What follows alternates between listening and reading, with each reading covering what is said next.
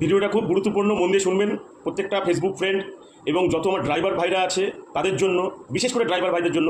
তো আমাদের মতন কিছু উচ্চশিক্ষিত মানুষ আছে যারা ফার্স্ট 6 পাস 7 পাস এরকম বিভিন্ন রকম পড়াশোনা করে আমরা গাড়ি চালাচ্ছি এবং ড্রাইভিং করছি।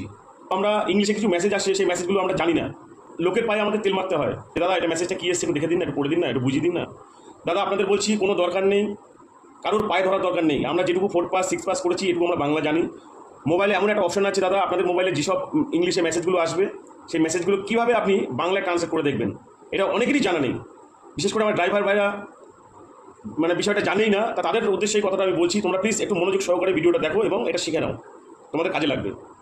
এরকম প্রচুর ইংলিশে মেসেজ আসে যেটা আমরা পড়তে পারি না, সেটা তোমরা কীভাবে পড়বে দেখে নাও। এই যে মিডিল পোর্শনে যে সুইচটা আছে না, এই সুইচটা টাচ করে ধরে রাখো। টাচ করে ধরার পরে এইখানে যে অপশনটা আসছে, এই অপশনটা ট্রান্সলেট অপশনটা আসছে, এটা টাচ করো। দেখবে এখানে অটোমেটিক ইংলিশ টু বেঙ্গলি চলে আসবে এবং পুরো মেসেজটা বাংলায় চলে আসবে। সেটা তোমরা অনায়াসে পড়তে পারো, কারোর পায়ে তেল মারতে হবে না। দাদা মেসেজটা কী এসছে একটু পড়ে দেখান। ধন্যবাদ।